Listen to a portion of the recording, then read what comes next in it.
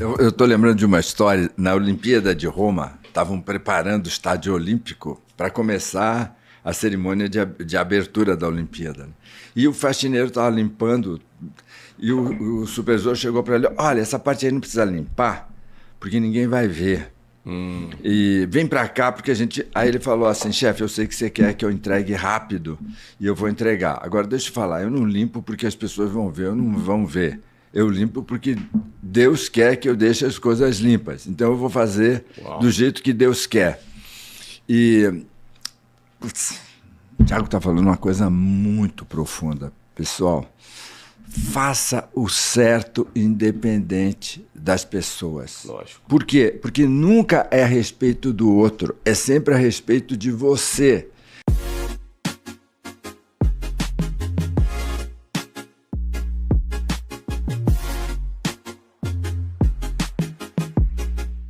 Sejam bem-vindos a mais um Brunecast. Nós estamos, como sempre, às terças-feiras aqui. Líder de audiência no Spotify, aqui no YouTube também, com você, sempre com um convidado muito especial. E além do Brunecast, um dos nossos programas, né, é ser líder de audiência, a gente também tem um outro programa nosso que chegou no Spotify já arrebentando, né, Wesley? Sim, qual Café o nome? com Destino. Café com Destino. O Café com Destino está com força total agora também no Spotify. Antes a gente só estava no YouTube com 320 milhões de visualizações no YouTube. E agora nós estamos no Spotify. Com quantos streams nós temos no Spotify? Milhares. Milhões. Tá. A última vez você falou 8 milhões. Tem que ver quantos estão. É bem mais. Agora é bem mais. Então nós estamos indo bem. Se você já sabe que hoje vai ser especial, eu já vou te apresentar o convidado de hoje. Vai agora compartilhando com todo mundo, tira um print da tela, posta no seu Instagram e diz: ó, tá começando mais um Brunecast. E hoje nós vamos receber um grande mestre de desenvolvimento pessoal, espiritualidade. Ele é médico psiquiatra. Um dos primeiros livros que eu li sobre desenvolvimento da mente, das emoções, foi dele. Mais de 9 milhões de livros vendidos e eu contando vantagem por aí, ué, que eu já vendi mais de 1 milhão de livros. Meu Deus. Aí Deus tem que me ensinar sobre humildade hoje. Eu contando vantagem aí. Eu vendi 1 milhão, o cara me deu 9. Ele tem doutorado em administração de empresas, já escreveu mais de 34 livros. E para mim é uma das grandes referências que a gente tem hoje no Brasil de palestra, de empreendedorismo. Ele é investidor anjo, ele é fundador de uma das grandes editoras do nosso país. Então recebam com muita honra e com forte aplauso o mestre Roberto Chiniachik. Roberto. Obrigado, porque eu sei do seu valor para o nosso país, eu sei do seu valor para nós jovens, né? Eu já te falei isso pessoalmente. A gente, para começar a fazer o que a gente faz hoje, a gente teve que começar buscar referências. E na época que eu comecei, não tinha muitas, né? Então você foi um dos pioneiros no Brasil. Pode chamar de você, não precisa ser de senhor. Lógico.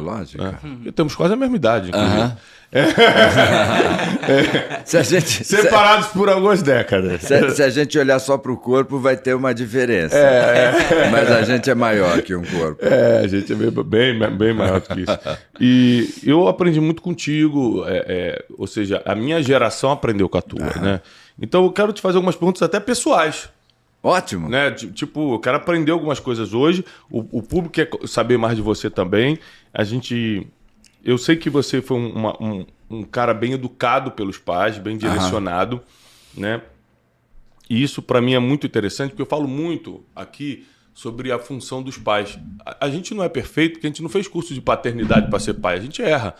Mas se você já não abandona teu filho, dá o mínimo de amor necessário, dá a atenção que ele precisa, você já evitou tanta tragédia na vida dele, tanto trauma. Quantos ensinamentos meu pai me deu, às vezes não foi nem intencional. Ele estava falando comigo alguma coisa normal e eu estava recebendo como ensinamento. Eu queria começar lá do início. Como é que foi sua família? Como é que você recebeu esse direcionamento para fazer o que você faz hoje?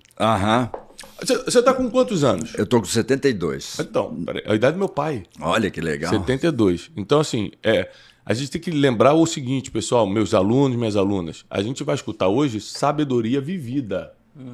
Sabedoria vivida é introcável. Nem sei se existe essa palavra no português. Assim, não dá para negociar, para trocar uma sabedoria vivida. Só os anos realmente nos dão. Então, estou muito feliz aqui. Vamos começar pela base. Família, como é que começou isso em você? Eu venho de uma família muito simples. Minha mãe era empregada doméstica, meu pai era balconista de farmácia. Só que minha mãe era muito guerreira. Eu lembro que a gente morava numa vilinha muito pobre em São Vicente e minha mãe falava assim, o Beto vai ser médico. E as amigas da minha mãe falavam, Benedita, você é maluca? Olha onde você vem, olha de onde você vem, olha onde você mora. E a dona Benedita falava uma frase inesquecível, que eu estou melhorando, né? Assim, não importa aonde eu estou, não importa de onde eu venho, importa onde eu quero chegar. E é super lindo ver os 4 filhos da dona Benedita. A Roseli Boschini, CEO da editora Gente, a dama do livro do Brasil. Gilberto Chiniachik, mestrado no INSEAD, doutorado em Wharton, professor da FEA, o Edu Chiniachik, palestrante, escritor, eu, todos jovens. E isso era muito da dona Benedita, né? Então, sempre que tinha uma encrenca, ela tinha uma frase inesquecível, que era, para Deus nada é impossível. Reza e vai para cima. Meu pai ele tinha uma frase muito bonita. Meu pai tinha farmácia, depois ele tinha farmácia de subúrbio. E ele fazia uma coisa que a gente sabe que, hoje, médico, a gente sabe que é errado, né? Mas ele recebia amostragens grátis e chegava alguém com uma doença, meu pai ia lá e dava um comprimido de antibiótico. Não pode dar um comprimido de antibiótico. E ele dava. E minha mãe, que era a da estrutura, falava, Paulo, o remédio foi feito para vender, não foi feito para dar. E meu pai falava, mas Benedita, como que alguém vai sair da nossa farmácia de mão vazia? E minha mãe falava, mas Paulo, a gente comprou a farmácia agora. Eu lembro da minha mãe brigando com meu pai, né? E meu pai tinha uma frase que eu falo para todos os meus filhos, falo para os meus alunos. Ele falava assim, filho, nunca perca a chance de ser legal. Uau. Os outros, as pessoas não perdem a chance de humilhar, de te esnobar. Nunca perca a chance de ser legal. Então, às vezes, esses dias eu estava num evento de startups de saúde e um dos apresentadores foi lá me cumprimentar e ele falou, pô, Roberto, minha mãe fazia eu ler seus livros e ela te adora. Eu falei, pega o celular. Aí eu peguei, como é o nome dela? Noêmia. Oi, Noêmia, tudo bem? Sabe, é a frase do seu Paulo. Custa, não perca a chance de ser legal, não perca a chance de ser especial. E, para mim, essa é uma dos fundamentos da sustentação do meu sucesso. É muita gente que eu ajudei, que eu cuidei, que eu estendi a mão nesses anos todos e que não deixa a pessoa cair. E esse é o grande, para mim, é o grande desafio, né? Você ter uma base de pessoas que te amam. Eu sempre falo para os meus alunos, a maior parte das pessoas querem ser admiradas, dá um jeito de ser amado. Por quê? Porque a admiração ela é transitória. Opa. E o amor é permanente. Se der para ser admirado e amado ao mesmo tempo, the best of the best. Então, para mim, essa é a estrutura. Agora, você me lembrou, eu trabalhei em hospital de pacientes terminais, que agora acho que não existe mais, não é mais pacientes terminais, é cuidados paliativos. Eu tinha uma enfermaria com 100 leitos. Todo dia eu via 4, 7, 10 pessoas morrendo. E eu sempre procurei conversar com as pessoas na hora da morte. Eu não sei se você teve essa oportunidade. É muito importante. Não é gostoso, mas é muito importante. Já tive 2 vezes conversando com gente que morreu assim, com eu conversando. E 90% das pessoas que estão escutando a gente corre o risco de, na hora da morte, estar arrependida. Então, eu, molecão, 26... você já me contou essa história, isso vale a pena o povo saber. 25, 26 anos, né? Eu lá... E quando você trabalha num hospital desse, numa enfermaria dessa, com pacientes desse tipo, você sabe a hora que a pessoa vai morrer. E eu procurava sempre me organizar e estar lá e fazer a despedida. a maioria das pessoas pegam a gente pela manga da camisa e falam, doutor, não me deixa morrer, eu me sacrifiquei a vida inteira, agora que eu ia ser feliz. E a gente que está lá testemunha, o coração fica apertado, porque não tem o que a gente fazer, porque já está acabando o filme, né? E vou ampliar um pouquinho a história. E eu sempre que eu podia, eu vi os filhos ali do lado chorando, eu chegava para os filhos, principalmente para o homem, falava assim, vai lá e dá um beijo no teu pai. Geralmente, o homem chegava para mim, estou falando de história de algum tempo, pô, doutor, eu não sou gay não vou ficar beijando homem. Seu pai está indo embora, vai lá dar um beijo. A maioria, quando beijava o pai, chorava, pai, eu te amo, adeus, filho e tal. Nunca ninguém me agradeceu por eu ter colocado oxigênio, ter feito algum procedimento médico. As pessoas falavam, pô, doutor, obrigado por o senhor ter me dado a força. Na verdade, eu dei mais que a força, do empurrão, para eu falar eu te amo para o meu pai, né? E eu vendo essas situações, eu fiz uma definição de sucesso para mim. Isso jovenzinho ainda. Com 25, 26 anos, 24, eu não lembro exatamente. Eu trabalhei uns 2 anos. Eu falei assim, sucesso para mim é eu ter filhos felizes, realizados. E é uma coisa que eu tenho muito orgulho dos meus 5 filhos, assim... Todos eles pessoas mais do que de sucesso, decentes, humanas, com caráter.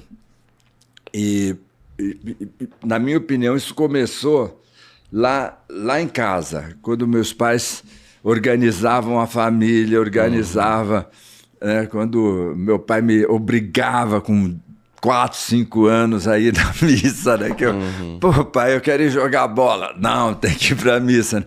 Então, vocês que são filhos, que são adolescentes, que têm... vocês vão entender o valor dos seus pais na sua vida quando você fizer 35 anos. Quando você fizer 35. E às vezes eu era duro com os meus filhos na adolescência. Pai, pô... Eu te odeio. Eu falava, filho, quando fizer 35 a gente conversa. Né? Aí quando a moçada chega ali e fala assim, paizão, obrigado. Essa frase, eu te odeio, é típica de adolescente. Né? Sabe nada da vida, eu te odeio. Você tá deixando eu ir pra festa. Lógico que não, essa festa vai acabar contigo, não vou deixar mesmo, não. Muito bom isso aí. E essa noção, então, de espiritualidade. Eu vejo que você é um cara de fé, a gente já conversou outras vezes. A gente voltou de um evento junto recentemente, no mesmo voo, a gente veio conversando. Essa noção de fé, não vou nem falar de religião ou religiosidade, porque isso cada um tem a sua, eu digo, a questão de fé entrou com seus pais, então. Eles que você foi vendo neles essa questão de acreditar no impossível, de acreditar que tem uma força maior e tudo isso. Esse é um tema importante, né? Eu tenho uma frase... Acho que nem vou, eu falei para o Tiago e falei que eu não gosto de falar essa frase em público, mas não estou resistindo. A terapia prepara para a espiritualidade. Se você é terapeuta, se você está na terapia e você não for para a espiritualidade, você vai ficar correndo atrás do rabo. Então, vamos lá. Você e a sua esposa, os dois querem ganhar dinheiro. E os dois não têm dinheiro, e os dois se trabalham, coach, mentoria, terapia. Aí vocês... Chega uma hora que vocês falam, nossa, estamos ganhando muito dinheiro, estamos abundantes, está o máximo, está sensacional. Mas vocês não criam um vínculo espiritual, daqui a pouco vocês estão se atazanando assim. Mas a gente podia ter uma casa em Miami. Aí eu falo, porra... Que o fulano tem. A gente tá andando de voo comercial, o fulano já tem um avião. Aí daqui a pouco o que era solução tá virando problema, tá virando briga, concordo. E qual que é a desgraça, gente? A desgraça é que você vai ter algo por ser posse, por ser coisa. Então, eu quero... Aí o que acontece? Você quer ter o seu filho como coisa. Você vai ter a sua mulher como coisa. Por quê? Porque você é um conquistador de coisas. Você é um conquistador de objetos. Você não é uma pessoa que se entrega. É muito interessante, né? Às vezes as pessoas me perguntam, Roberto, os multimilionários, bilionários, vão conversar com você, me contratam, né, para fazer terapia. Eles falam assim, Roberto, vamos conversar. 60%, 70% falam essa frase. Tchan, tchan, tchan, tchan. Escreve aí que merece. Vamos lá. As pessoas chegam e falam assim, Roberto... Preciso repetir? Não, pode continuar. Roberto, eu tenho muito sucesso nos meus negócios. Tudo que eu quero na minha vida, de carreira, de negócios, eu tenho. Por que eu não consigo ser feliz? Tenho tudo, mas não sou feliz. Eu tenho tudo, mas não sou feliz. Por quê? Porque para você ter sucesso, você tem que ter metas. Para você ser feliz, você não pode ter metas. Por quê? Porque felicidade é na hora com que você tem. Meu Deus, é isso aí. Felicidade é o que você tem. Meta é lá na frente. Então, por exemplo, hoje, no dia de hoje, eu estou muito feliz. A minha filha caçula se formou médica. Parabéns. Então, sexta-feira agora, nós vamos lá receber o diploma. Legal. Mas, se for só isso, daqui a pouco ela vai ter um problema. Eu vou me sentir miserável. Aí daqui a pouco ela consegue algo, eu vou me sentir feliz. Você só sai dessa roda de ter e perder, quando você entender que não tem o que ter e não tem o que perder. Por quê?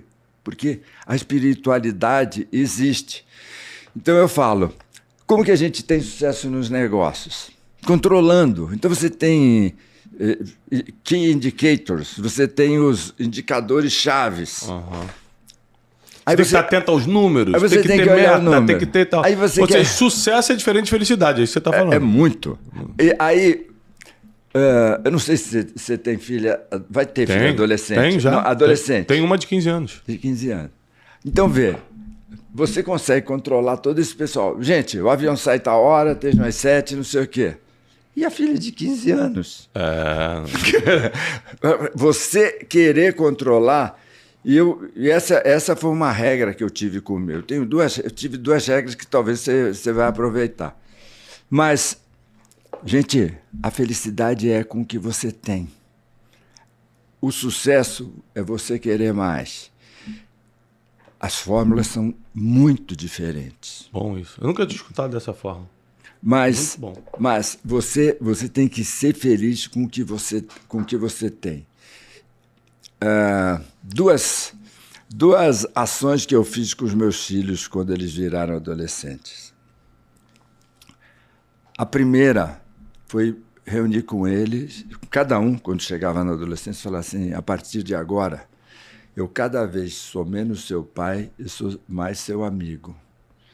Então, eu quero que a gente comece a ter uma relação de confiança um no outro, de conversa de adulto. E, para mim, se você falar vitórias que você teve na vida, todas as vezes que meus filhos estavam com encrenca, bateram carro, a primeira pessoa que eles ligaram foi para o pai dele. Eu acho que ter esse grau de confiança... Porque é uma vitória. Respeito é legal, é importante, mas o mais importante é você ter a confiança dos seus filhos. A outra que eu fiz, acho que você vai gostar. Quando meus filhos faziam 12 anos, eles tinham mesada e eles iam querer extra. Como que eles ganhavam? É igual o Wesley, tem o salário dele, tá sempre pedindo um extrazinho. Exato. Tá. Aí Entendi. O que que eu fazia? E filhos do Tiago, por favor, não fiquem bravos comigo se ele implementar isso. Eles tinham a mesada dele, X. Pai, eu quero viajar, quero para tal coisa, quero comprar isso. Legal, filho, você vai vender livro nas palestras. Boa. Então, a equipe da editora treinava a molecada, 12, 13 anos. Ah, pai, eu quero comprar um PlayStation.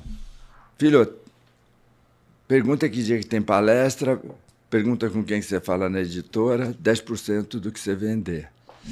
Então, eu eduquei filhos.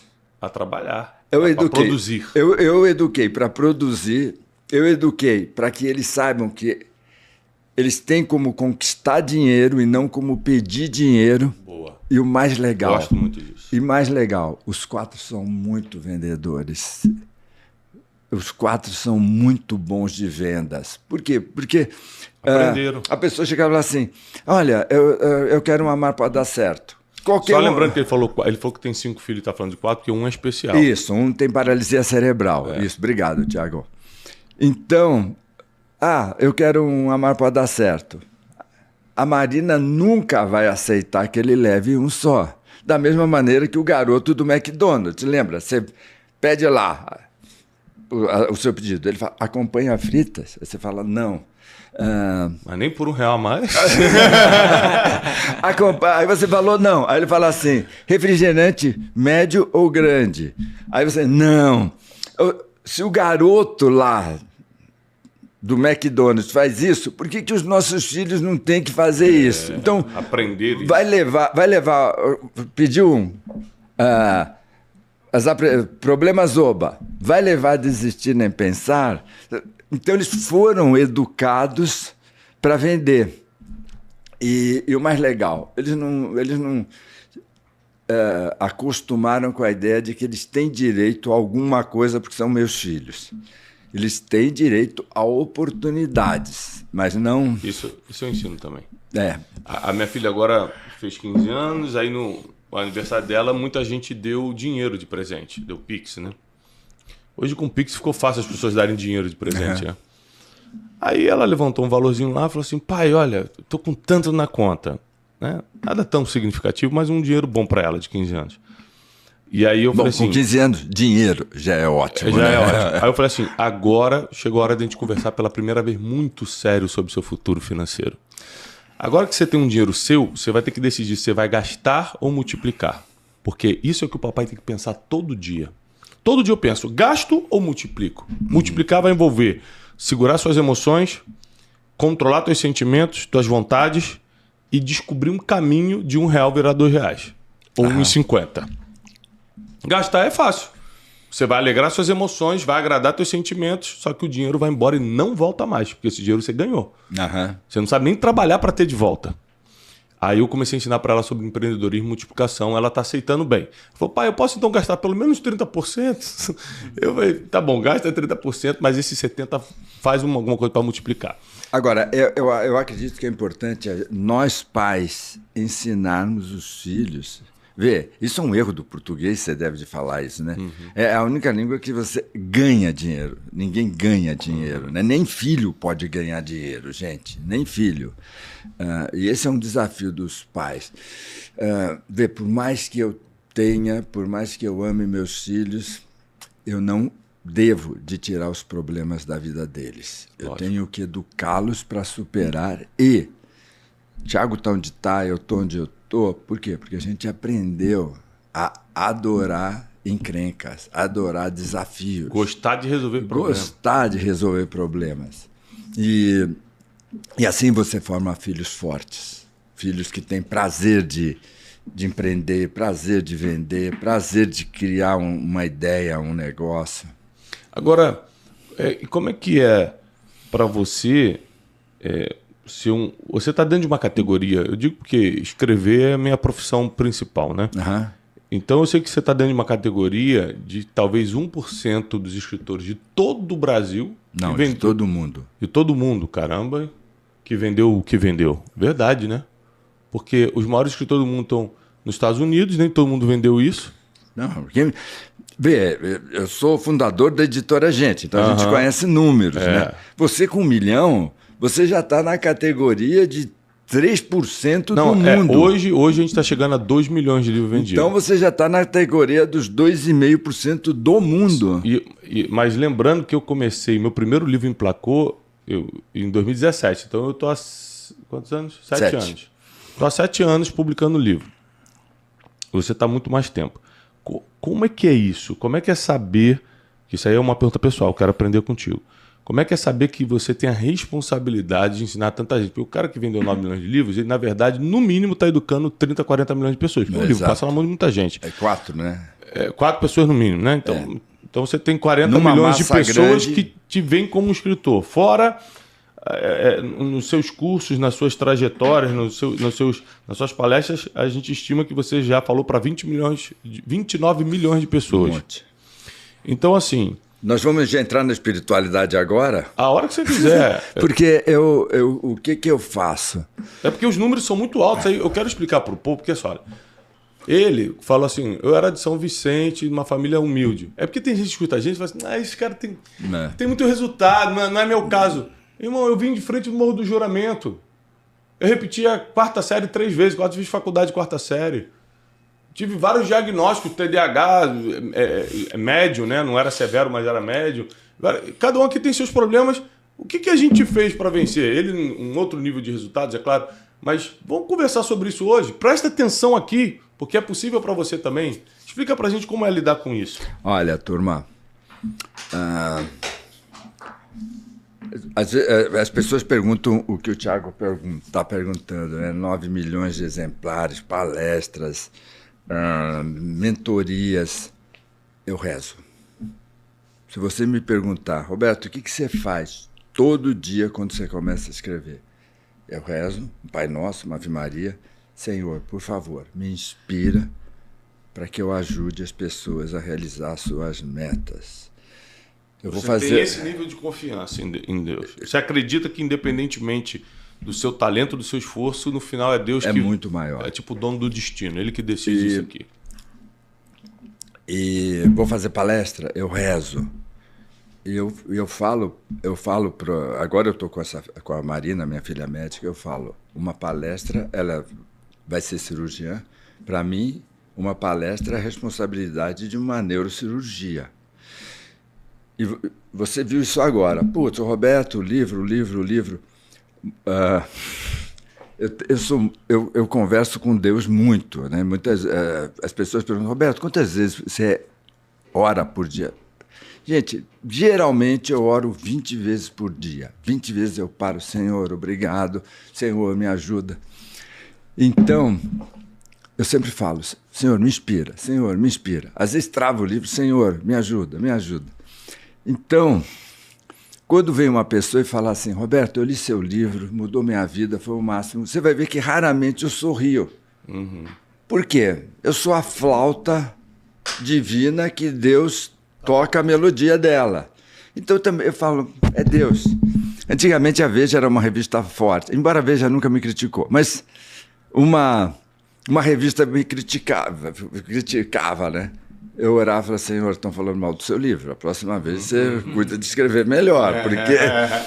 Porque é o seguinte, gente, se a responsabilidade não é sua, quando você entrega para o Senhor, o elogio também não é seu. Uhum. O elogio não é seu. É a lógica, né? E agora, eu sei que eu tenho que ser a flauta divina e eu tenho que estudar, eu tenho que... A flauta tem que estar pronta, tem né? que estar sempre. Não pode ficar limpa, tem que estar afinada. A flauta tem que estar afinada. Tem que estar prontíssima. Então, se você me perguntar assim, qual é a base do teu sucesso? Oração. Qual é a base de você levantar? São 40 e poucos anos, né? Eu fui fazer o podcast do Joel e ele falou, Roberto, qual é o segredo de ficar 40 anos no topo, né? Uma delas, talvez a maior delas, é oração. Não sei o que fazer, estou perdido. Senhor, me ajuda a encontrar um caminho. Muito bom. Tá vendendo muito. Senhor, obrigado. Essa é a base dessa responsabilidade. Agora, quem tem mais tem que dar mais, né? Isso já está lá na Bíblia. Tá. Quem tem mais tem que dar mais. E ao que muito é dado, muito será cobrado. Tá isso. Recebeu muito, meu filho. Experimenta não usar isso para as pessoas. O Tiago, ele tem a Bíblia de cor salteada. Eu tenho a Bíblia mais no meu coração. Até esses dias a gente estava no avião. Falei, ô Tiago, me dá uns toques aqui que eu quero voltar para a Bíblia lida. Porque eu estudei a Bíblia. Mas eu não tenho essa capacidade de guardar assim, a palavra certinha, né? Mas é fundamental a espiritualidade. Agora, falando E retomando uma ideia assim, com os filhos da gente, com a educação e com a gente, falar um pouco de neurociência, a flauta mágica. Claro. Os estudiosos de neurociência, eles descobriram uma protuberância na parte anterior do córtex frontal. E essa parte, ela é responsável, ela cresce quando a pessoa se controla para não fazer uma bobagem e quando essa pessoa faz algo que ela não sabe. Por quê? Por que as pessoas não mudam? As pessoas não evoluem porque elas fazem o que gostam, fazem o que sabem e fazem o que estão acostumadas. Eu acho estúpida essa frase, eu faço o que eu amo. Não. Você tem que fazer o que tem que ser feito. Se amar, se não amar, isso não é problema. Essa é a vida real. A vida real é essa aí. Então, por exemplo, eu faço o que gosto. Você vai ficar dando óleo da queira. O que é evoluir? Evoluir é você fazer o que você não gosta, não sabe e não está acostumado a fazer. Uau. E agora os neurocientistas encontraram essa protuberância. Atletas têm essa protuberância bem desenvolvida. Por quê? Porque eles têm... Por exemplo, meu filho André, às vezes, ele está com dor no joelho e vai para o jogo. Por quê? Porque tem que jogar. Então, o atleta tem essa protuberância. Tiago, seres humanos com mais de 90 anos têm essa protuberância elevada. E o que os pesquisadores dizem? Eles na vida falam, putz, eu não vou tomar um porre, eu não vou comer que nem louco, eu não vou me estourar, eu não vou ficar enoitada. E aí eles ficam. O que eu acredito que é nossa função como mentor, como pai, é ajudar a desenvolver isso nos filhos. Falar, olha, você vai ficar um ser humano melhor se você se privar dessas coisas. Não. Aprender a dizer não. Você vai ficar um ser humano melhor se você fazer coisas que você não quer fazer. Se você me permitir, essa noção de evoluir, aqui eu vou colocar no meu novo livro. Tá? Opa! Eu vou, tá indo para gráfica, eu vou escrever para a editora agora, para o Planeta, falar, segura que... vou te mencionar, é claro. Né? Mas uma coisa que eu senti que a nossa conversa nesses minutos... ela foi para dois lados que a gente não combina o que vai falar, né? A gente sai falando aqui. Uhum. E foi para dois lados que provavelmente, eu que também acredito em destino e que Deus guia todas as coisas, provavelmente tem muita gente precisando escutar isso. A gente começou a falar sobre o fim da vida e depois sobre basicamente filhos, legado. Voltando ao fim da vida para a gente continuar com filhos, eu queria que você desse uma aula rápida sobre o que a gente tem que fazer em vida para terminar bem, para morrer bem. Porque morrer é a certeza, vamos morrer. Não tem como fugir, então como é que faz para terminar bem? Eu digo isso porque uma das pessoas que eu conversei no leito de morte foi minha sogra. Tá. Então minha sogra tinha câncer, morava comigo, e desde a descoberta até o último dia da vida dela, eu cuidei assim de tudo que eu pude com ela. No penúltimo dia de vida dela, eu não pude estar no último, porque ela já não estava muito consciente e tal, e morreu em paz. Mas no penúltimo dia de vida, o médico falou para mim, olha, Tiago, se você quiser ir lá se despedir, porque parou o estômago, parou o intestino, parou tudo. Ou seja, pela minha experiência, aquilo que você já sabe, 24 horas ela parte. O médico já tem ideia de quando é. Ele provavelmente vai sedar também, né? Vai sedar. Aí quando sedar... Quando seda, a pessoa já não volta. 24 horas. 30, 40 anos fazendo isso, o cara já sabe. Eu fui lá conversar com ela. Eu ajoelhei assim na cama, ela me olhou e falou, meu genro, como é que estão as crianças? Ela era louca nos netos, né? Eu falei, tá tudo bem e tal. Eu falei assim, Ivelise, eu acho que acabou. Falei pra ela. Ela falou assim, acabou aqui. Uhum. Ainda tem a vida eterna. E ali foi um choque pra mim de uma pessoa que tá morrendo bem. Você estava com um câncer que estava destruindo o corpo dela, mas ela falou assim, calma aí, acabou aqui. Você não vai cuidar dos meus netos? Eu falei, vou. Então, agora é a vida eterna. Então, assim, uma coisa que eu percebi conversando com alguém que estava morrendo. Quem tem esperança de vida eterna, tem esperança. Tem, assim, calma, não se desespera não é o fim.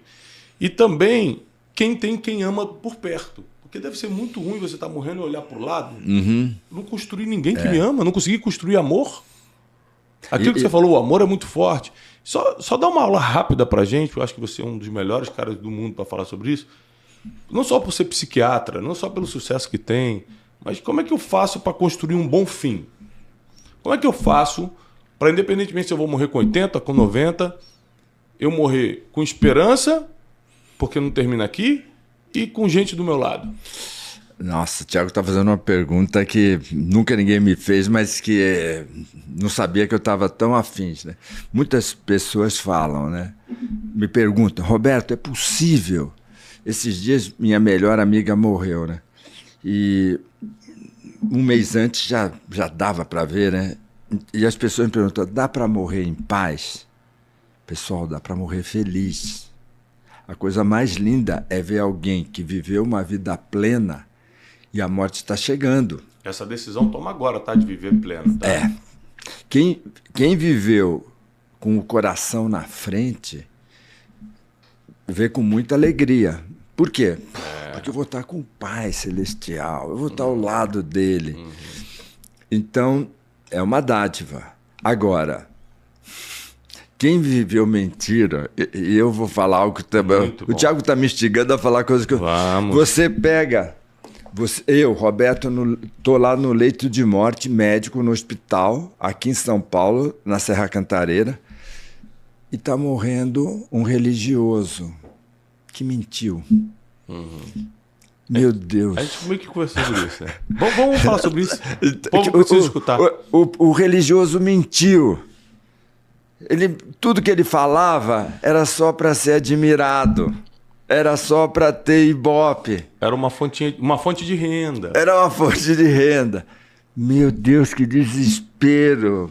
Por quê? Ele não acreditou em Deus. Mas na hora da morte, ele fala, tem Deus. E Deus vai me cobrar todas as mentiras, as hipocrisias e o marketing que eu usei ele. Todas as nossas obras serão prestadas contas, diz a palavra. E aí eu lembro de uma... Eu tô só falando religioso, eu não estou falando de... Independentemente da religião. Então, uma pessoa religiosa. Sabe assim, uma religiosa que era óbvio que ela tinha sido muito crítica, porque ela era crítica com as enfermeiras, ela dava dura em todo mundo, era mal educada. Quando chegou aquele último dia que vai entrar a sedação, meu Deus, doutor, me dá algo para dormir, doutor. E eu quero falar para você, viva com uma plenitude que quando chegar a sua hora, você fala assim, Pai do céu, eu queria tanto estar contigo. Putz, eu não vejo a hora de fazer essa sentimento de missão cumprida, já fiz o que tinha que fazer. E os filhos viveram com aquela pessoa tudo que era para viver. Foi completo. Isso. Você falou eu te amo para os teus filhos todas as vezes que você teve vontade. Você pediu desculpas para o seu filho todas as vezes que você errou. E se você errou e não pediu desculpas, você fala, filho, eu sou arrependido de ter feito aquela besteira com você. Por quê? Porque é isso que leva à plenitude. Sabe, não são os bens materiais, não são as suas conquistas, é a limpeza, a transparência dos teus relacionamentos. No final são só pessoas. E vai ser cobrado, eu acredito que é cobrado pesado. Eu acredito que é cobrado pesado. O que muito é dado, muito foi cobrado. Vai ser. E as pessoas esquecem disso, né? Eu fiz uma brincadeira com o Thiago da gente ter a mesma faixa etária de alma, com toda certeza. Gente, precisa levar a sério o que a gente fala. Precisa levar a sério. Ser de verdade, né? Vou contar uma brincadeira aqui para... Diz que o sujeito morreu e ele a vida inteira só tinha boas ações, né? Só tinha boas ações. Chegou lá no paraíso, os anjos se mobilizaram, né? E foram ver o currículo dele, né? Primeiro dia, segundo dia, todos... O sujeito só tinha feito boas ações. E o anjo ali da recepção chamou os outros anjos, porque lá no céu, é uma piada, tem assim, gente que tem 1 pecado até 100 pecados, vai para um lugar. Gente que tem 100 pecados a 200 pecados, vai para outro lugar, 200 a 500. Por quê? Porque se parte do Onde o Wesley ficaria? Ele até fugiu. Ele até fugiu. Por quê? Porque parte do pressuposto que todo mundo vai pecar. Né? Chega um sujeito que era 0 pecado. Né? E começaram a falar, chegou lá no chefe, pô, o cara não tem nenhum pecado. Aí o chefe falou para os caras, tem que ter um pecado. O teu corpo está lá inteiro, você vai voltar, vai ter 3 horas. Dá um jeito de pecar para você ter um lugar aqui no céu. Né? E o sujeito desceu, né? Pegou o corpo, 3 horas, ele pensa, o que eu posso fazer? Aí ele lembrou que tinha uma senhora ali no bairro que olhava para ele com olhares libidinosos. E ele foi lá, chegou para ela, olha, eu queria ficar com a senhora. Né? Ela, mas por que? Assim, olha, não dá para conversar porque eu tenho meia hora. Aí eles foram, transaram, né? E ele assim, graças a Deus eu vou ter um lugar no céu, né? Aí quando ele foi despedir da mulher, a mulher falou assim, eu quero te agradecer essa boa ação que o senhor fez, porque fazia 20 anos que ninguém me queria. Você saiu da categoria de pecado, já foi pra boa ação. Mas tem gente tão legal que quando eles querem pecar, eles não conseguem pecar. Agora tem... Deixa eu terminar aqui. Agora tem gente tão canalha que quando quer fazer uma boa ação, putz, o pessoal do Rio Grande do Sul está precisando, faz uma ação de marketing, né? Então... Ou até desvia o dinheiro. Oh, meu Deus, nem fale. Ou até pior. Mas nessa parte que você está falando, claro, ele estava contando uma piada, como ele explicou, mas eu acredito, usando essa piada, que é o seguinte, ó. Quem tem muita expectativa na eternidade, a gente vê que Salomão, em Eclesiastes, ele começa a chutar a vida, ele chuta o balde. Tudo é vaidade, nada, eu fiz de tudo e nada presta. É porque ele fica muito focado na materialidade e tira os olhos da eternidade. Quem foca muito na materialidade, ou seja, não é desfazer da materialidade, não seja polarizado, não é desfazer da materialidade, é não colocar esperança na materialidade e tirar os olhos da eternidade. Porque ele tirou os olhos da eternidade, colocou a esperança e falou assim, o que adianta tudo que eu construí se eu vou morrer como qualquer pobre, ele falou, e não vou poder voltar para conferir como estão minhas obras. Ele estava preocupado com o que ele construiu e tal. Morreu mal. Ou seja, o que a gente quer te ensinar é que se você for uma pessoa de boas ações, tudo, até mesmo quando alguma coisa vier para te derrubar, vai servir a teu favor. Mas se você for uma pessoa de más ações e vai prestar contas disso, até o que vem para bem, você acaba estragando. Esse é o que eu aprendo com isso. Agora você falou uma coisa sobre o fim. Eu vou tentar contar isso sem chorar, porque me lembrou um momento muito marcante e recente. Você falou assim, sobre o fim. Peça perdão para o seu filho. Muitos pais não sabem que precisam pedir perdão. Porque você não é perfeito, você pode ter errado com eles. E algumas vezes, também não é sempre, você vai ficar, filho, toda hora, você não é nenhum crianção para ficar errando toda hora com seus filhos, mas se errar, vai lá de uma forma tranquila e resolve. Por que eu estou te falando isso? Nos 15 anos da minha filha, vou contar uma coisa bem íntima aqui, na parte da homenagem, ela começou a meio que ficar insatisfeita. Uma homenagem estava passando no telão. Você imagina, a gente fez uma festa perfeita dos sonhos para ela, do jeito que ela queria, e por causa de uma foto que passou que ela era pequena e estava sem dente, ela achou aquilo um absurdo. Ela estava buscando a aprovação das adolescentezinhas, normal. A gente entende essa fase da adolescente. Ela ficou chateada, emburrou assim. Eu fui no ouvido dela e falei, filha, se continuar dessa forma, é melhor a gente encerrar a festa. Aí ela ficou mais chateada ainda e começou a chorar. E aí, só que é o seguinte, eu tive que tomar uma decisão rápida.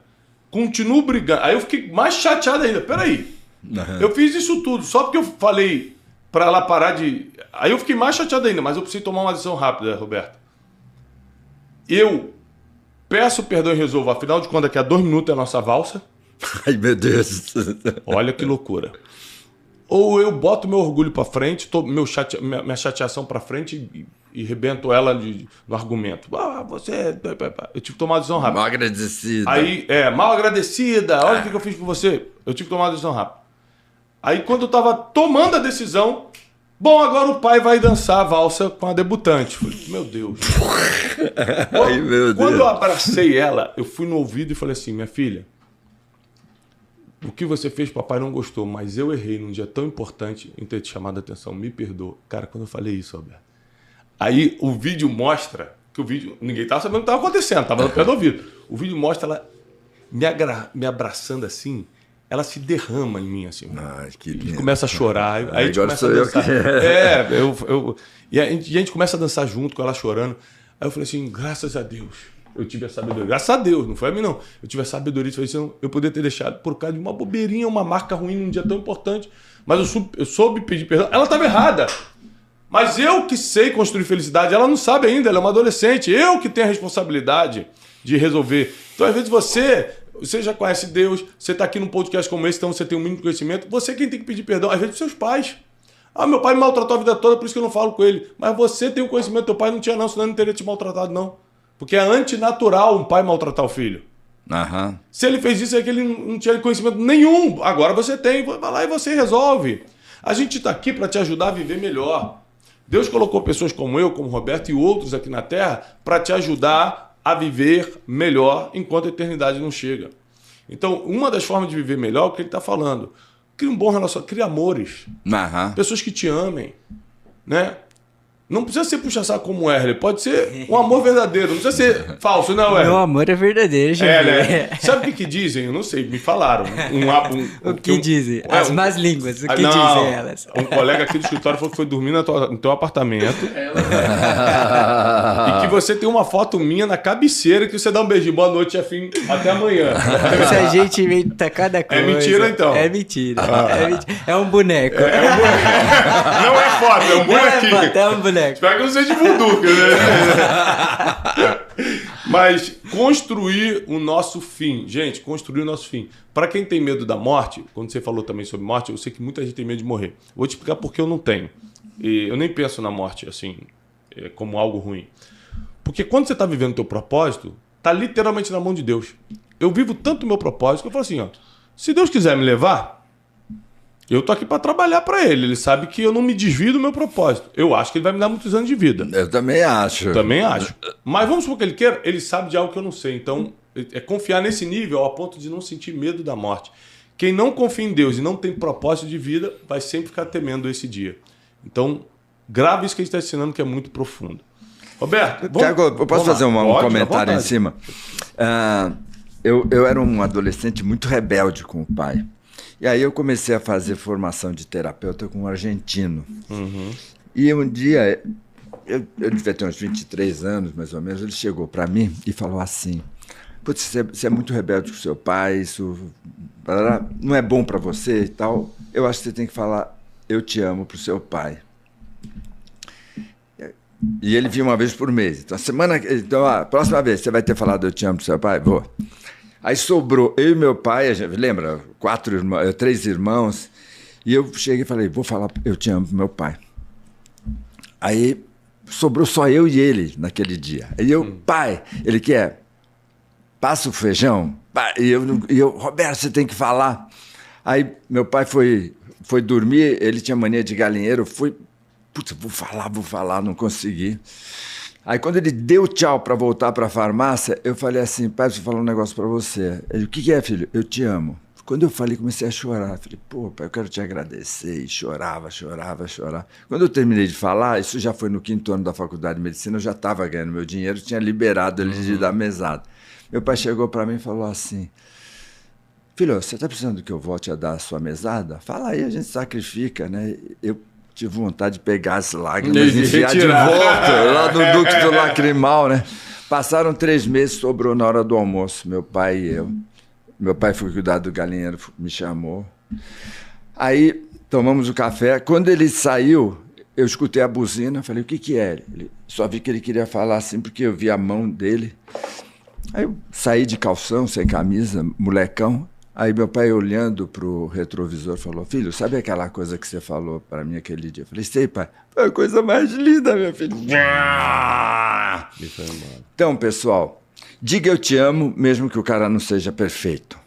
E peça perdão, mesmo que você errou só 20%, 30%, 40%, porque você vai pedir perdão da sua parte. E quem vai ficar em paz é você, não é o outro. Quando eu falei pro meu terapeuta, eu falei eu te amo, ele perguntou se eu queria. Ele falou, Roberto, você fez a sua parte. E faça a sua parte. Por quê? Porque a lei da reciprocidade é poderosa. Você dá amor, você recebe amor. É o plantar e colher da Bíblia. O que você falou tem tudo a ver com um versículo que eu vou citar agora para a gente discutir. É um verso do apóstolo Paulo, o grande filósofo da cristandade. Colossenses... Que perseguiu Cristo, né? Antes, perseguiu os cristãos antes. Colossenses 3:23, ou seja, a carta do apóstolo Paulo à igreja de Colossos, ali atualmente na Grécia hoje. Ele diz assim: e tudo que você fizer, faça de todo o teu coração, como se fosse para Deus e não para os homens. Então olha o que você estava falando. Quando você pede perdão para o teu pai, quando você dá o teu melhor no trabalho que você está, você fala assim, mas aquele cara não merece o meu trabalho. Ninguém merece. Uhum. Não, ele não merece, eu te amo. Às vezes não merece mesmo. Mas se você sabe o que tem que fazer, faça como se fosse para Deus, está escrito. E não para os homens. Então, por exemplo, eu estou aqui fazendo o Brunecast.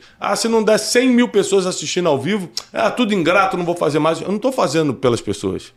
Primeiro eu estou fazendo por Deus, porque eu sei que essa é a minha missão na Terra.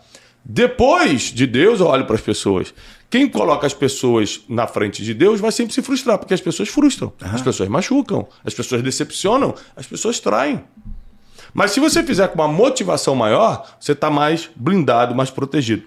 Qual é a sua visão de fazer tudo conforme você pode fazer, com o máximo da tua força?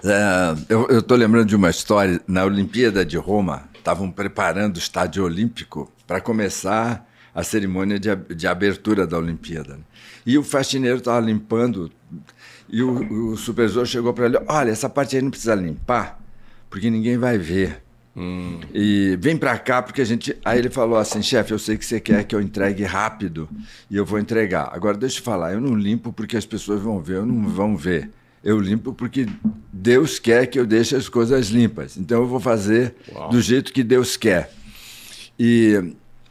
Putz, o Thiago está falando uma coisa muito profunda. Pessoal, faça o certo independente das pessoas. Lógico. Por quê? Porque nunca é a respeito do outro, é sempre a respeito de você. Sabe, teu filho te trata mal, xingou, tá ranzinza, tá mal-humorado, com 4, 5 anos. Seja um pai legal. Por quê? Porque o ranzinzinha pode ganhar a batalha se você ficar ranzinzinha. E você, sábio, dando acolhimento e limites, caminho, você vai vencer. Por quê? Porque quem está do lado de Deus sempre vence. Pode demorar um dia, um mês. E uma das coisas da psicologia, quem precisa de resultado para seguir adiante, sempre vai fracassar. E quem faz o caminho certo, mesmo que o resultado não apareça, o resultado uma hora aparece. Isso é impressionante. Tem um versículo bíblico muito forte que diz assim, ó: Deus não se deixa escarnecer. O que é isso? Deus não deixa você tirar sarro dele. Está escrito assim: Deus não se deixa escarnecer. Vírgula. Tudo que o homem plantar, certamente ele colherá. Então, qual é a forma que tem de você tentar tirar sarro de Deus? Porque não dá para tirar sarro de Deus, mas qual é a forma que você tenta escarnecer de Deus? Plantando coisa ruim, achando que vai colher coisa boa. É isso que a Bíblia está dizendo claramente. Não tem jeito. Deus não vai se deixar zombar, escarnecer. Ele vai te dar aquilo que você plantou. Então tem gente que ora e não recebe porque não tem sementes lançadas no chão para receber o que está pedindo. Agora, a gente lança sementes de paz, sementes de perdão, sementes de amor, sementes de trabalho. Aí fala: Deus me prospera. Pô, claro, tem semente de trabalho aqui. Deus me dá o amor da minha vida. Claro, você plantou muito amor nas pessoas. Senhor, me perdoa meus pecados. Claro, você perdoa todo mundo que te fere. Eu tenho uma história. Eu era terapeuta e apareceu um mundo de palestras. Vamos lá, uma sessão de terapia, o sujeito ganha hoje R$500, uma palestra ia para 60 mil da época. E eu tinha um amigo que eu levava ele para os meus para as minhas imersões. E esse pseudo-amigo um dia fez uma manobra e pegou toda a minha clientela, toda, porque ele era muito competente, muito fera, e ele ele falava assim, Roberto, me leva para as tuas imersões que eu vou lá, faço de graça. Quero estar contigo, quero aprender. Um dia uma assistente minha falou, estou indo fazer uma imersão com Antônio Carlos. Eu falei, pô, é mesmo? Pô, ele não falou nada. Aliás, todos os clientes estão, porque ele está cobrando R$500 com hospedagem, não sei o quê. Quando ela voltou, a minha assistente falou assim, putz, acho que você perdeu todos os clientes. Eu falei assim, por quê? Putz, foi o máximo seminário, ele deu uma formação, só que quem fizer a formação não pode fazer terapia. Deu aquela mágoa, o que eu fiz? Pai nosso que está no céu, santificado. Fui rezar e eu escutei. O Senhor falou assim, eu precisava tirar teus clientes de terapia para você se dedicar às palestras. Começou o fenômeno Chiniachik. Deus não se esquece, Deus não distrai. Se está dando uma encrenca na sua vida, porque assim, Deus não é Deus quando está dando tudo certo. Deus é Deus o tempo todo. O tempo todo. Pega meu livro Descubra o Seu Destino, que eu vou ler isso que ele falou no livro meu. Então, turma, às vezes você não percebe que Deus está tirando uma erva daninha. Esses dias eu fiz um post que deu uma repercussão. A melhor traição é a traição da pessoa que te ama. A melhor traição é a traição da pessoa que te ama. Então, você está lá com o sócio. Está uma enrolação. Um dia você descobre que ele roubou 2, 3 milhões. Que bênção! Que bênção! Agora está na luz agora. Agora está na luz, agora está na paz. Sabe, você está com aquela garota, com aquela namorada, e um dia você descobre que ela te trai. Meu Deus, você tem que rezar 7 dias. O tempo todo. Por quê? Porque você vai resgatar a paz de espírito. Você vai resgatar a paz de espírito. As pessoas não percebem essa dimensão da existência. Então fica assim, pô, que pena, que malvada, ela me traiu, ou ele me traiu. Que bênção, ele foi ele. E você vai parar de se iludir, você vai parar de sofrer, de se machucar. Isso que o Chiniachik falou sobre...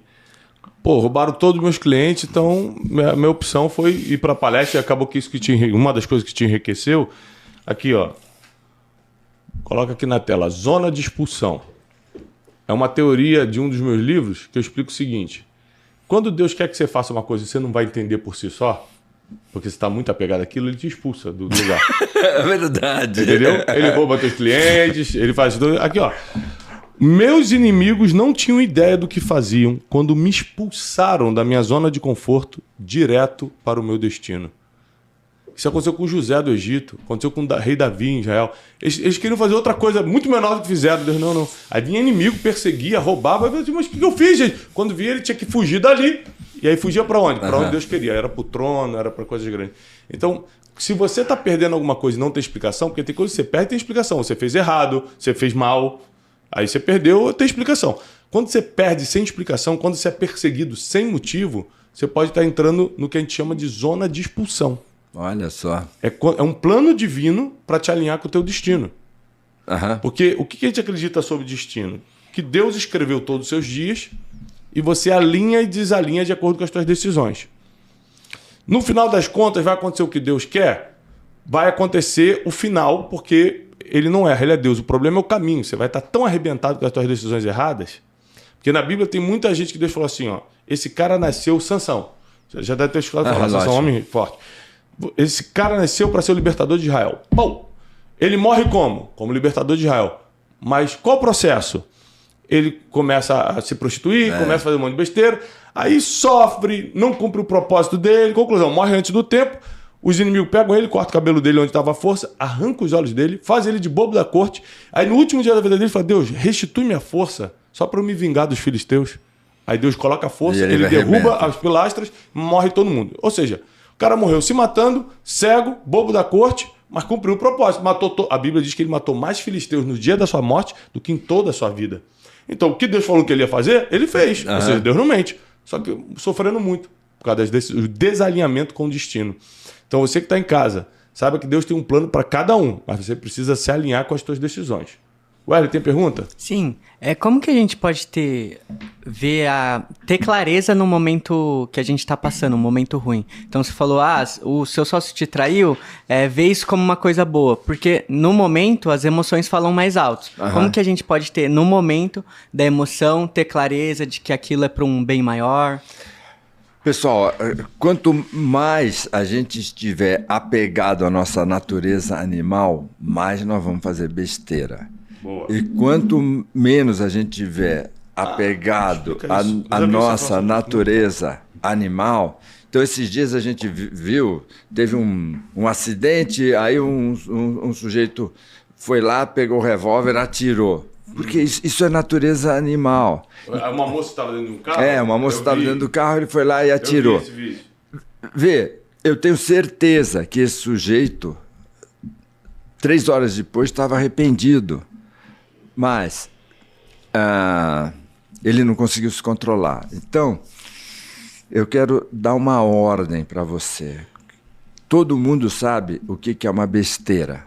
Quando você estiver prestes a fazer uma besteira, seja dar um grito com o seu filho, seja sair com uma prostituta ou um prostituto, que hoje as mulheres estão aderindo a essa prática, né? Não, é que eu sou independente. Não, você é neurótica que nem os homens são neuróticos. Tinha uma chance de não ser, agora pegou... Tinha tanto modelo bom para você pegar, você pegou um modelo péssimo. O sexo, ele é você é psiquiatra, você sabe que o sexo é dos escapes das frustrações da vida. O cara pode ir pro álcool, pra prostituição, pra outra coisa. Ou seja, quando ele não consegue se resolver do jeito certo, ele procura o mais fácil. E aí acaba... O problema é que sexo, álcool, drogas são altamente viciantes. Comida, ele vai entrar num ciclo açúcar. Ele vai entrar num ciclo que vai ser muito difícil de quebrar. Que além de biblicamente ser pecado, psiquiatricamente, psicologicamente, na saúde, biologicamente, você vai pagar um preço muito alto. Não é só espiritual, não. É físico também. Vê, qual que é a desgraça, né? A desgraça é que você sabe o que é o caminho do bem. Você sabe o que é o caminho do bem. Agora, quando você começa a ceder às tentações, você vai fazer bobagem. Então, é muito importante você ter um amigo, e eu sempre oriento. Sabe que vai fazer uma bobagem? Fala para a pessoa, vai brigar com a mulher, com a sua esposa, vai brigar com o seu filho, vai brigar com o seu pai. Fala, putz, podemos parar agora? Pega o telefone e liga para um amigo. Todo mundo tem que ter um amigo. Fala, olha, eu estou prestes a fazer uma bobagem. Teu amigo vai te escutar, vai te orientar e você vai sair do impulso do cérebro animal, que é o cérebro reptiliano. E aí, porque a vida das pessoas, você vai ver que 95% das vezes elas fizeram coisas interessantes. Só que os erros que elas fazem, marcam muito. Eu falo muito isso para os terapeutas. Se você pegar uma pessoa, ela vai em 5 bons terapeutas, os 5 vão trabalhar a mesma coisa. Olha, você é muito estourada. Olha, você é muito impulsiva, né?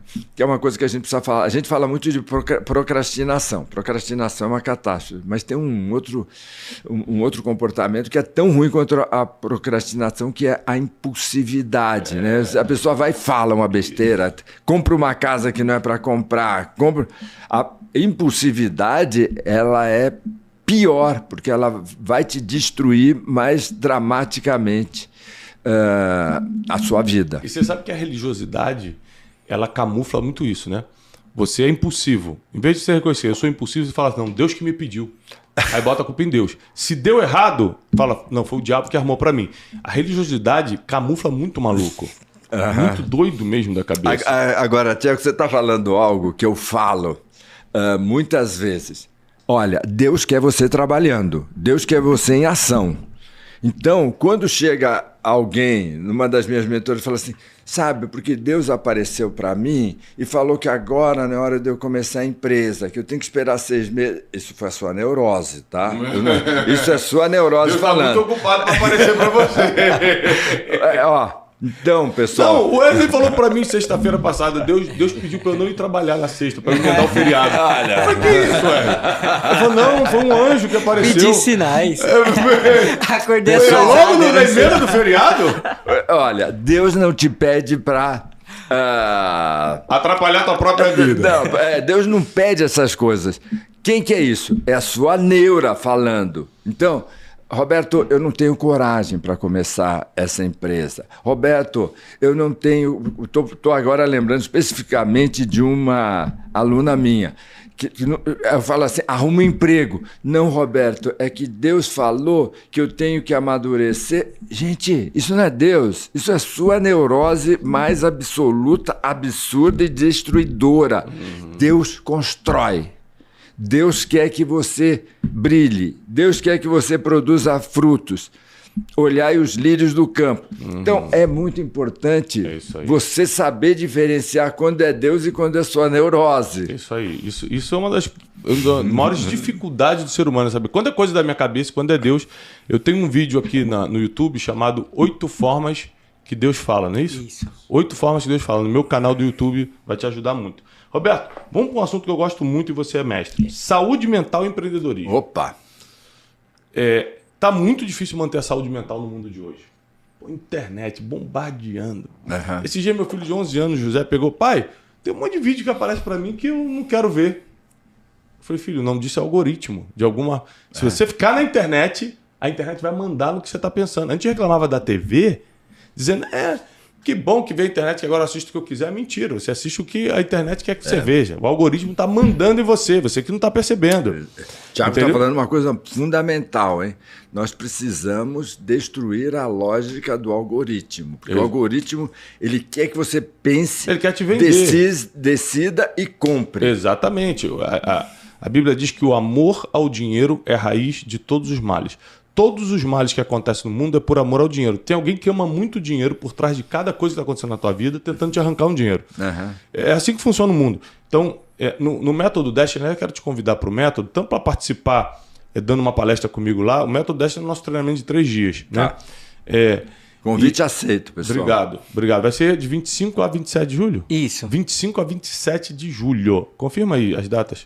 Né? As turmas desse ano lotaram. Eu estou convidando aqui o Xenia Ashik para estar comigo, para ele falar um pouco sobre saúde mental e empreendedorismo nesse método. Nesse método eu ensino 12 princípios milenares que estão dando certo há milênios e que levam a pessoa, inevitavelmente, para uma vida de paz e prosperidade. Vai ter paz, vai ter prosperidade. Até porque são 2 coisas que não vêm de fora. A paz e a prosperidade vem de dentro. Exato. Como está o mundo? Não me importa. O Putin vai atacar? Não sei. O Lula ganhou, foi reeleito? Também não sei, porque nada disso vai afetar nem minha paz, nem minha prosperidade. Por isso que esses 12 princípios são milenares. Bom isso, né? Nossa, e aí, profundo demais. E um dos princípios que a gente fala, que é o princípio da inteligência, que é um princípio bíblico, eu explico sobre 4 níveis de mentalidade. Mentalidade 1, 2, 3 e 4, cada uma tem um nome, né? Mentalidade sobrevivente, mentalidade... Do só faz o que é mandado, o executor, a mente de empreendedorismo e a mente de destino, que é o cara que nasceu para brilhar mesmo e acabou. Eu explico sobre esses 4 níveis de mente. O problema é que quase 60% da população é mentalidade 1 e 2. Esses não querem pensar, eles vão no que os outros estão mandando. É o que compartilha fake news, não sabe nem o que é, não está nem aí, ele só quer sobreviver. Então, é muito difícil falar de saúde mental e empreendedorismo para quem ainda não evoluiu mentalmente, quem não expandiu sua consciência. Mas dentro do que a gente pode abordar, qual seria a sua visão de saúde mental? Vamos falar de saúde mental primeiro. Como eu busco saúde mental num mundo caótico desse? E como eu posso começar a empreender a partir de que meu estado mental está pelo menos em equilíbrio para eu começar a empreender? Vou falar de algo que é a base. À vontade. Nos anos 90, o Michel Foucault, ele descreveu muito bem, ele falou assim, foi a era da disciplina. Então, tinha um negócio chamado cartão de ponto. O relógio, você pegava o seu cartão e falava, cheguei às 9. Se você chegasse às 9h21, você era descontado. Às 18, quando você saía. Ou seja, o sistema ele era um sistema de disciplina e punição. A disciplina era externa e a punição era externa. Então você agia certo porque você ia ser premiado e você evitava agir errado. A partir do ano 2000, começou uma exigência tão grande do mundo que o ditador ficou interno. O ditador ficou interno. Então, a pessoa ela vai malhar, não é porque o médico fala, você tem que malhar. Ela vai malhar porque ela tem uma compulsão. Então, se ela está comendo, ela pode comer, ela vai se culpar, ela vai se torturar. Então, e aí o que aconteceu? Veio a pandemia. A pandemia isolou mais as pessoas. No livro novo, Inteligência Afetiva, eu falo DABA, né? Depressão. Todas as empresas me pedem para falar de saúde mental. Depressão, ansiedade, burnout, agressividade. As pessoas estão vivendo isso. Por quê? Porque elas estão no mundo interno. Então, para a gente falar para vocês, a gente precisa usar frases fortes, a gente precisa usar imagens fortes. Por quê? Porque você está no ciclo interno, você não para pensar. Então, a maioria das pessoas, ou seja, você vai para a praia. Quando você está na praia e você deveria de descansar, você está assim, putz, eu tinha que estar trabalhando no projeto. Putz, eu tinha que estar estudando. Então as pessoas não descansam mais. Aí elas vão para a cama. Todo mundo que fala de saúde fala, você tem que 2 horas antes parar de ver celular, não sei o quê. Mas a pessoa fala assim, mas os outros estão vendo, os outros estão trabalhando, os outros estão trabalhando, os outros estão trabalhando. E essa pessoa não para de se comparar e sempre ela está por baixo. Por quê?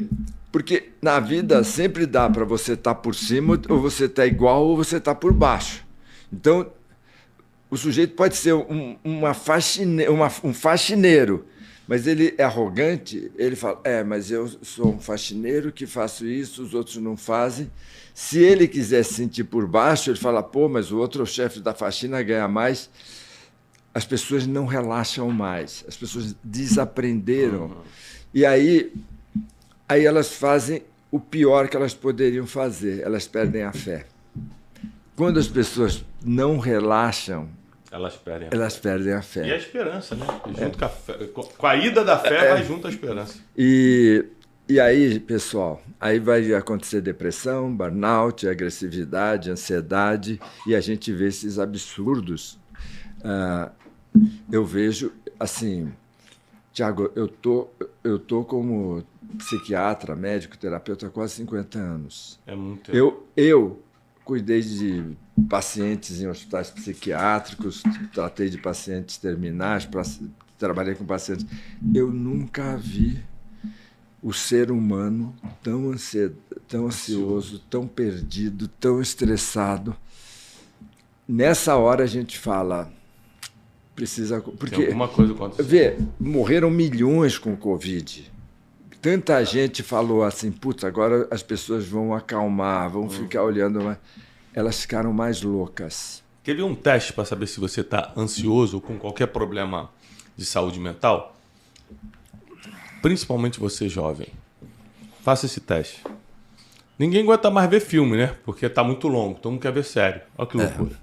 40 minutos. Você consegue ficar um episódio de 45 minutos sem colocar a mão no celular? Responde para mim agora, de verdade, aqui nos comentários. De verdade. Vamos fazer um teste de saúde mental. Você tá no entretenimento. Você não está estudando, não vem botar TDAH no meio, porque não está estudando, tá nada. Está entretenimento, vendo algo que você escolheu, que você gosta. Você consegue prestar atenção em tudo ou você fica pegando o celular toda hora? Não estou falando para atender um telefonema, não. Só para ficar rodando assim, ó, rapidinho. Seja sincero aqui nos comentários agora. Só para a gente ver como é que está a nossa saúde mental. E olha, e agregando, isso que eu te agregando, 70% da movimentação na internet é pornografia. Gente... O mercado que mais vende na internet, que é o mercado bilionário, é o da pornografia. Que isso quer dizer que existe um vício que as pessoas não combatem abertamente, que destrói os neurônios, que destrói a mentalidade da pessoa, que é a pornografia. E hoje não é mais exclusividade dos homens, hein? Não. Já está em 60-40, segundo as pesquisas. 60% ainda é masculino, né? Ainda é homem procurando, mas 40% já é envolvimento. As mulheres já estão buscando pornografia no nível de vício. Não estou falando da pessoa que vê, às vezes, não. Vício. Fala, posso falar? Compra aí, Pessoal, pornografia. Se você é viciado em pornografia, você é tão viciado que nem um jogador de cassino é viciado, um bêbado é viciado, um viciado em cocaína. Então, no mínimo, não seja hipócrita dos almoços de falar assim, porque fulano é alcoólatra. Não. Trate desse vício. O Tiago falou uma coisa muito séria. O teu cérebro está sendo deformado como o cérebro de um alcoólatra. Você não vai tomar mais decisões claras, você não vai fazer análises claras. Por quê? Porque você... Posso falar um pouco mais? Abertamente. Vê, o que você vai fazer? Você vai tirar tempo do seu filho para ficar lá no site pornô. Tempo de trabalho, de produtividade. Você vai tirar tempo do trabalho. Você vai tirar tempo do amor à tua mulher. Você vai ter coisas escondidas e, como você falou, no último dia da tua vida, você vai ter mais a esconder do que a revelar. Exato. Então, gente, pornografia é um dos piores vícios que existem hoje na humanidade. Aí, eu vou te contar uma história real de um amigo meu que casou virgem. Ele era novo, ele casou novo. E também casou há 25 anos. Estou falando de 25 anos atrás, as pessoas ainda tinham uma consciência com isso. Mas era muito, muito viciado em revista pornográfica. Na época não tinha internet, mas revista ele tinha assim, VHS, lembra? VHS de pornô e tal lá. E aí, como a gente era assim, eram 6, 7 amigos, quando ele voltou do lado de mel, a gente ligou pra ele, né? E aí, cara, mandou ver aquela brincadeira de homem, né? Foi bom? Ele falou, cara, foi estranho, porque tem cheiro, né? Ele começou a falar umas coisas que assustou a gente. Até hoje esse cara é meu amigo e tá curado, graças a Deus. Ele era tão viciado em pornografia que ele achava que a lua de mel ia ser igual os filmes pornográficos. Então quando ele falou, não, a mulher tem cheiro, a mulher não quer toda hora, não vai ser do jeito que eu quero, não vai ser na posição que eu quero. Quando ele começou a descobrir isso, veio uma frustração, ele teve que tratar com um psiquiatra. Ele teve que fazer um trabalho espiritual. E tem mesmo. Então, como qualquer compulsão. Então, assim, só para vocês entenderem o poder desse mal na vida do cérebro das pessoas, tá? Eu quero grifar o que o Tiago está falando. Gente, não é compulsão, é doença. É doença mental. Tá? É uma doença, como é esquizofrenia. Como é uma doença, ué. Não, eu falo porque o Wesley... Eu funciono como um padre aqui pra ele confessionário. Esse microfone que você tá dando entrevista já serviu de confessionário. Muitas vezes ele senta aqui, chora, conta tudo. Fala, Wesley, devagar. Mas olha, quando chega no voo... No voo ele compensa. Ele trata bem a gente. Compensa. Aqui, né, no avião do Instituto 10, quem é o nosso comissário? Chefe. Nosso comissário-chefe. Lelei. Ele que serve a gente. No dia que o Roberto voou com a gente, Lelei não tava, eu tive que ser o comissário. Mas uma geralmente... honra ser servido por Thiago Brunet. Mas geralmente é o Wesley que serve a gente e serve muito bem. Faça a sua pergunta, Wesley. Obrigado, chefe. A pergunta é sobre pornografia e vícios. Quando que a pessoa sabe que realmente está um vício? Porque às vezes ela tá com desculpinha de não, faço uma vez ou outra. E quais são os sinais que o corpo e a mente dá? Boa. Olha, virou vício quando você está estressado e você procura. É isso que você procura. É isso que você procura. Outro escape. Da mesma maneira que a pessoa que é viciada em comida, ela está estressada, ela vai para a comida. A pessoa está estressada, vai. Mas se você está olhando todos os dias, você é um doente. Não é que você é um viciado. Você é um doente. Tá? Por que é importante, pessoal, eu estar falando do doente? Porque as pessoas costumam dar uma aliviada. Exatamente. E muita gente, no outro dia o Paulo Vieira, a gente fez uma live e ele falou assim, pessoal, se vocês me acham duro, vocês não tiveram uma mentoria com o Chirinha Chique. Mas a gente tem que falar, você é um doente. Porque se fica assim, essa é uma compulsão, o cara fala, é uma compulsão. Não, você é tem. doente. Não, mentira. Então, não, você é quem doente. Tá vencendo não você tá é nessa, doente. não. Você é doente. Então, eu gosto de grifar. Então, você ficou estressado, vai lá. Tá. E eu vou falar uma coisa que eu... Pessoal, 50 anos de terapia. Às vezes o homem está com a esposa, está com a namorada, e ele nunca teve uma ereção. Ah, sim. Por quê? A ereção ele teve com a mulher da pornografia. Então ele gasta a libido dele, então ele chega com a esposa, ele já não tem aquele desejo. É e aí impressionante. ele vai e se separa. O panaca fala assim, sabe, eu não tenho mais desejo por ela. Você não vai ter desejo por mulher nenhuma. Você estragou por mulher tua nenhuma. família. Exato. Você está destruindo sua família, por quê? Por conta que a tua libido está indo para a moça da revista, agora é para a moça agora é celular. É celular, é da internet. Mas olha que coisa interessante. A gente volta lá no assunto do início, que é construir o nosso final, nosso último dia. Exato. Você desfez a família, que era quem está contigo no último dia, por causa de um negócio tão passageiro que era resolvível numa terapia, com algum tipo de medicação, ou com ajuda espiritual. Vai lá no Destiny.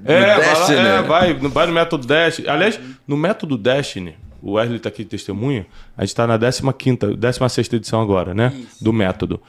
Eu faço um apelo de vícios. Olha. Roberto, quem pode pagar o método Destiny tem dinheiro. Uhum. Quem pode pagar o método Destiny é uma pessoa que está acostumada a viajar, tem que pegar avião, tem que vir, tem que se hospedar, uma pessoa de cultura mínima. Quando eu faço o apelo dos vícios, meu irmão, é 70%. Abuso sexual na infância e está piorando cada vez. Piorando? Oi, gente, é assustador. E a gente resolve. Então presta atenção no que eu estou te falando. Não tenha vergonha de procurar ajuda. A vergonha mais ridícula e mais sem noção que você pode ter é de pedir ajuda, porque é a única coisa que vai resolver. Então, assim... É fundamental. E tem uma coisa que é muito importante, tá? Às vezes as pessoas falam, Roberto, mas eu vou trabalhar num grupo com centenas, com milhares de pessoas. Você dá conta, Tiago dá conta, é o seguinte, quanto mais gente tem num lugar, num evento, a energia fica mais alta e vocês vão ver essa conexão espiritual. Então, se entrega, você vai ver a sua vida se transformar. O testemunho de outro inspira o outro, é um afiando o outro. Roberto, vamos para as considerações finais. Você gostaria de deixar para todo mundo que está assistindo a gente? Quem assistiu o Brunecast geralmente são pessoas que estão se espiritualizando, que estão buscando saúde emocional, que é um assunto que eu falo muito, estão buscando aprender a lidar com pessoas, que é o tema do meu recente livro, recente assim, do meu mais recente, né, que está saindo um novo agora, Princípios Milenares, já está indo para a gráfica, e o especialista em pessoas, que está chegando a 1 milhão de livros vendidos, só o especialista em pessoas nós lançamos no meio da pandemia e aconteceu esse milagre. Então as pessoas me procuram geralmente por isso, né? E eu trago pessoas aqui de diversos segmentos. Eu já trouxe funkeiro aqui. Aí eu apanhei pra caramba na internet, porque as pessoas não entendem que o Brunecast é um canal de entrevista. Hoje eu tenho o privilégio de ter um cara que eu já li os livros, que eu admiro. Às vezes eu trago pra entrevista, porque eu quero entender o lado da pessoa. Cara, por que você seguiu o caminho do funk? Aí o cara fala, irmão, tô rico, mas o que você vai fazer com o dinheiro? As pessoas não prestam atenção no poder das perguntas. Não, eu vou com isso, mas daqui a 10 anos você vai estar onde? Bom, na verdade, eu estou dando uma aula pro cara, só que as perguntas que eu estou fazendo o Mentalidade 1 e 2, que eu falei, a mentalidade de sobrevivência, está na internet batendo. Aqui é um canal de entrevistas. Eu trago todo tipo de gente, mas hoje eu tenho o privilégio de trazer alguém com quem eu aprendo. E aí que a gente bota mais atenção. E eu tô falando do funkeiro aqui, que foi o MC Daniel que a gente trouxe, né? Criticando ele, não, pelo amor de Deus, meu amigo. Eu tô falando que eu trago todo tipo de gente. Eu trouxe jogador de futebol, alguns jogadores de futebol. Já trouxe mais o quê? De coisa bem diferente. Cantor. Eu trago todo tipo. Mas posso fazer uma análise de quem? Claro.